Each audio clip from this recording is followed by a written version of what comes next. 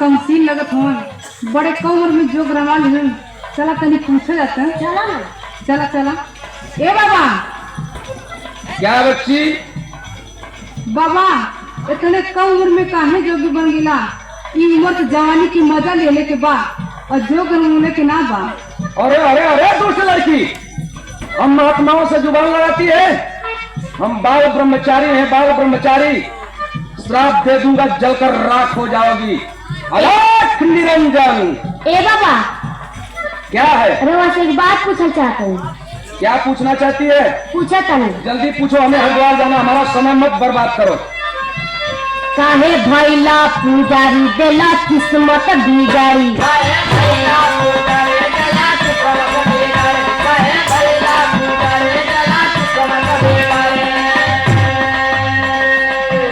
काहे भैला पुजारी देला किस्मत बिगाड़ी। करा हमारा से यारी दोपहरिया में।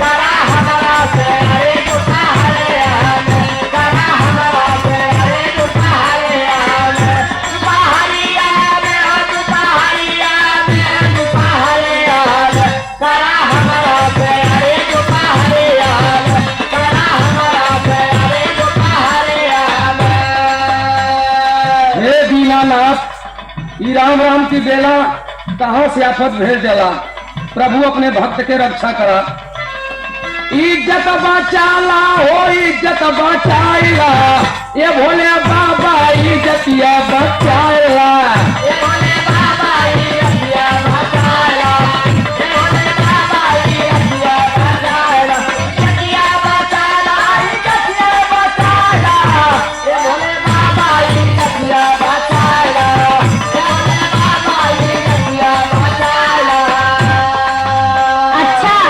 भोले बाबा के पुजारी बन थवा, भोले बाबा बोला थवा। हम भोले बाबा को बचपन से पूजा करीला, लेकिन भोले बाबा के नहीं हाल देखा थवा।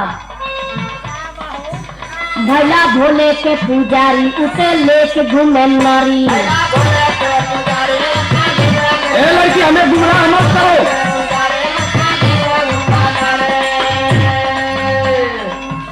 भैया भोले के पुजारी उठे लेके घूमे नारी। उमा बैठे गोड़ावारी दोपहरिया में। एक मिनट उमा देवी की ना छोड़ेगा।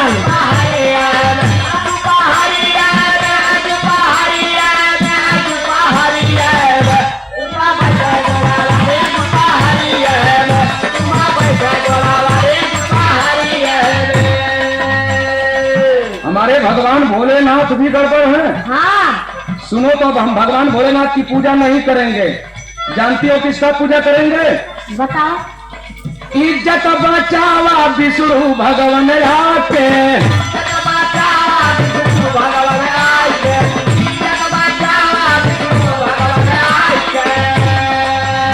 अरे पैया पारी तुहरे कहीं समझाई के।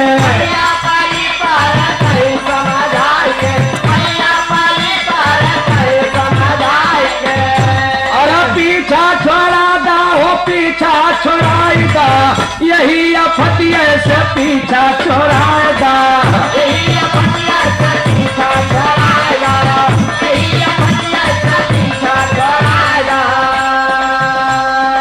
अच्छा, विष्णु भगवान से पूजा करत हवा और का? लेकिन उनका कहानी ना जानत हवा। कहीं नहीं गड़बड़ हमन का भाई? हाँ। नारी बदे भले अनर, नारद के कैले बानर।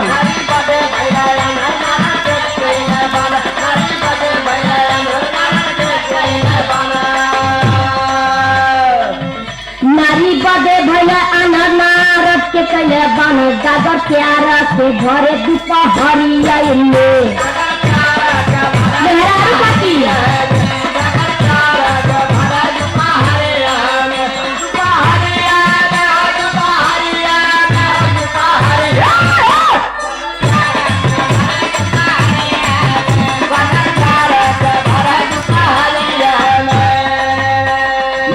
के तू हमें गुमराह करना चाहती हो। हाँ। हमारे विष्णु भगवान भी गड़बड़ हैं, तो अब हम हनुमान जी की पूजा करेंगे। जैसे हनुमत भैला बाल ब्रह्मचारी।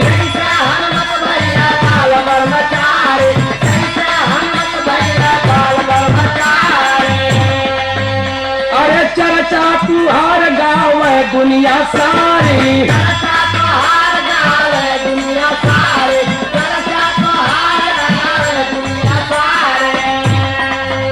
ये हनुमान स्वामी तू तो बाल ब्रह्मचारी हुआ, ये भक्त के कष्ट जान सकेला। अरे बतिया बनादा हो, बतिया बनाईदा, ए कबीराई मोरी बतिया बनाईदा।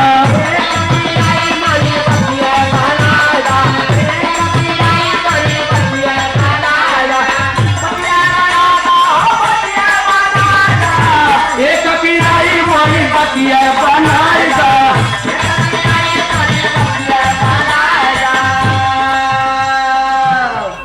अच्छा, हनुमान जी के बारे में पूछा था। और का हनुमान बाल ब्रह्मचारी हूँ ये नहीं जानता हुआ का।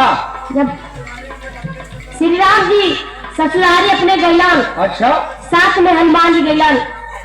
सीता जी के सखिया सहेली जब श्री राम जी से मजाक करे लगली, हनुमान जी सोचल करे बाप रे बाप, हमरा शादी भइला तुम से मजाक होत कि ना।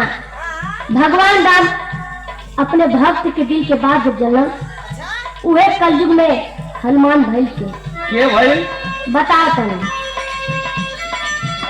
लेला कलयुग में अवतार भइला लोर का दूधार।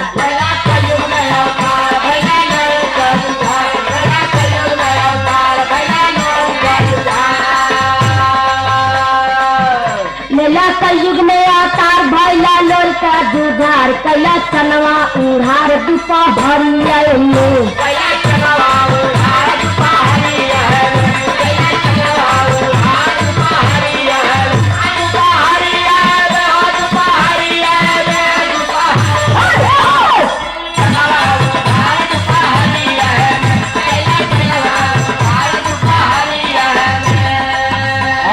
हनुमानो जी गड़बड़ हुवन, हाँ भगवान भी गड़बड़ हुवन। और यार तोरे बातें में बड़ा दम लगत बा। ए भगवान अब हमके माफ करिहा। हई लाए अपन कंठी आ हई लाए अपन माला, हई सरनी गुदरी अब अपन समारा हम चलत है अपन दुनिया बसावे। अरे तोहरी ही बतिया में बड़ा दमा बात है।